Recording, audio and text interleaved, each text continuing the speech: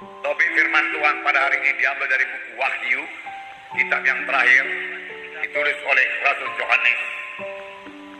Dengan topik barang siapa yang menang, barang siapa yang menang. Tertulis dalam Wahyu pasal 2 dan Wahyu pasal 3. Tetapi kita tidak akan baca semuanya. Tetapi biarlah kita mengetahui bahwa Tuhan menghendaki semua anak-anaknya menang. Saudara dan saya menang. Itulah kehendak Tuhan. Sama sebagaimana Yesus telah menang. Tuhan Yesuslah contoh kita. Tuhan Yesuslah teladan kita. Dalam kitab Wahyu berkali-kali dikatakan, barang siapa menang, barang siapa menang. Tuhan menghendaki kita menang. Misalnya dalam Wahyu pasal 2 ayat 7b, barang siapa menang, dia akan kuberi makan dari pohon kehidupan yang ada dalam Firdaus Bapa-Ku. Makan dari pohon kehidupan yang ada dalam Firdaus Bapa-Ku, Firdaus Allah. Barang siapa menang, Wahyu 2 ayat 11. B, barang siapa menang, ia tidak akan menderita apa-apa oleh kematian yang kedua. Ia tidak mengalami apa-apa dari kematian yang kedua. Tidak masuk dalam kematian yang kedua. Wahyu 2 ayat 17. Barang siapa menang, kepadanya akan kuberikan dari mana yang tersembunyi, dan aku akan mengaruniakan kepadanya batu putih yang di atasnya tertulis nama baru, yang tidak diketahui oleh siapapun selain oleh yang menerimanya, dan seterusnya dan seterusnya. Kalau saudara baca dalam buku Wahyu, ada sekitar 22 kali dikatakan barang siapa yang menang. Perkataan menang, menang. Tuhan menghendaki kita menang, menang. Tentunya kalau menang ada peperangan. Tanpa peperangan juga tidak ada kemenangan. Tetapi biarlah kita ingat bahwasanya musuh kita bukanlah darah dan daging. Musuh kita bukanlah manusia. Kita harus mengasihi sesama manusia. Bahkan biarlah hati kita tergerak oleh belas kasihan melihat jiwa-jiwa yang keberatan, melihat jiwa-jiwa yang belum selamat. Karena tanpa Tuhan Yesus dalam hatinya, walaupun mereka ke gereja, mereka akan terhilang juga. Hilang selama-lamanya dalam neraka yang kekal. Ini harus membuat hati kita jatuh kasihan kepada mereka. Jadi manusia bukanlah musuh kita. Walaupun mereka mencela kita, walaupun mereka menyingkirkan kita, kita harus mengasihi mereka itu. Kasihilah sama manusia seperti dirimu sendiri. Musuh kita bukanlah daging darah, tapi dalam Efesus pasal 6 ayat 12 dikatakan musuh kita yaitu pemerintah-pemerintah jahat di udara. Musuh kita yaitu penghulu-penghulu jahat di udara.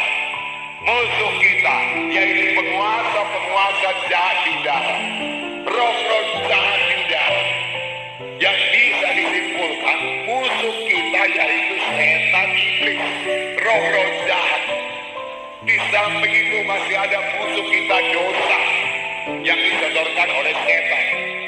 Musuh kita yaitu kehendak daging kita ini yang harus kita matikan oleh kuasa Roh Kudus. Jadi mengikut Tuhan bukan hanya untuk kesembuhan saja.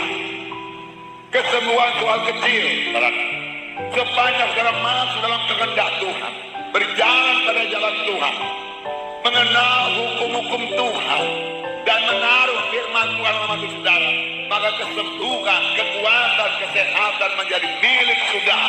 Amin. Bahkan firman Tuhan mengatakan umur panjang juga ditambahkan kepada saudara, karena Tuhan itu begitu baik, saudara. Nah, akan ada banyak pencobaan, akan ada banyak peperangan, banyak ujian, tetapi semua itu perlu untuk mendewasakan kita. Tanpa ujian, tanpa percobaan-percobaan, kita tidak akan bertambah-tambah dewasa. Dalam pencobaan itulah kita perlu setia kepada Tuhan. Dalam penderitaan karena mengikut Tuhan, bukan penderitaan karena dosa, penderitaan karena mengikut Tuhan, karena dicela, karena dianiaya oleh orang yang tidak setuju dengan jalan Tuhan yang suci, kita menderita. Tetapi dalam hal itulah, kalau kita tidak membalas, maka kita akan bertumbuh di dalam Tuhan. bertumbuh, bertambah-tambah dewasa dalam Tuhan. Amin, saudara. Jadi ada penderitaan dalam hidup Tuhan. Ada, Tuhan menjanjikan, nanti kita baca, saudara. Darah yang kasih dalam nama Yesus, tanpa pencobaan, tanpa semua penderitaan itu, kita juga akan tetap bayi-bayi rohani, tidak bisa berperang. Tetapi dengan adanya pencobaan itu, kita akan bertambah-tambah dewasa dalam Tuhan, teguh dalam Tuhan. Yaitu kalau kita menghadapinya dengan kasih, kalau kita menghadapinya dengan penuh dengan Roh Kudus. Amin, saudara. Biarlah semua kita berkemenangan. Amin. Tuhan menghendaki semua kita menang, dan kita bisa menang. Luar biasa janji Tuhan bagi anak-anaknya yang menang. Kita akan membaca dalam buku Wahyu pasal 2 ayat 1 sampai 7. Wahyu pasal 2 ayat 1 sampai 7. Bukan Alkitab saudara, kita akan membaca bersama-sama. Wahyu pasal 2 ayat 1 sampai 7. Kita baca. Tuliskanlah kepada malaikat jemaat di Efesus, inilah firman dari Dia yang memegang ketujuh bintang itu di tangan kanannya dan berjalan di antara ketujuh kaki dian emas itu. Aku tahu segala pekerjaanmu, baik jerih payahmu maupun ketekunanmu.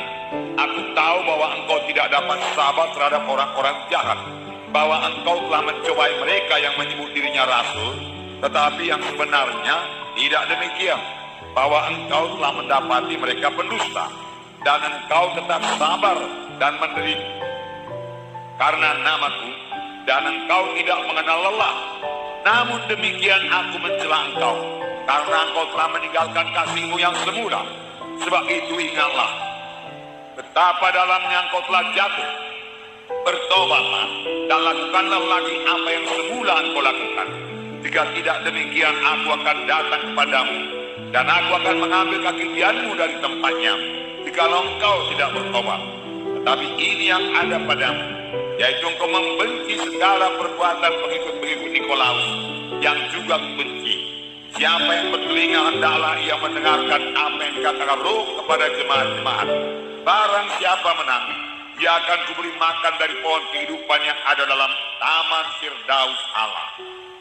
Nah, ada beberapa hal-hal yang dipuji Tuhan dari sidang Efesus ini. Aku tahu segala pekerjaanmu. Jadi sidang Efesus masih melayani. Bahkan segala jerih payahmu, jadi dia melayani dengan sungguh-sungguh. Bahkan segala ketekunanmu, memang melayani harus dengan tekun. Bahkan dikatakan engkau lelah, memang dia bekerja sungguh-sungguh sampai dia lelah. Baik sekali, setelah baik sekali. Jadi mereka melayani. Memang semua anak-anak Tuhan harus melayani. Amin, saudara. Saudara dan saya harus melayani. Bukan semua jadi pendeta, tetapi semua kita adalah saksi-saksi Tuhan. Jangan malu mengaku Tuhan Yesus. Kabarkan Injil ke seluruh bumi. Firman Tuhan berkata, kabarkan Injil kepada famili-famili kita. Penderitaan pada zaman sekarang ini tidak ada artinya. Sangat kecil, sangat sebentar dibanding dengan masa yang kekal dalam kemuliaan selama-lamanya. Oleh sebab itu tekunlah menderita karena Injil Tuhan. Amin, saudara. Tekun menderita karena Injil Tuhan. Jangan mundur karena penderitaan yang sedang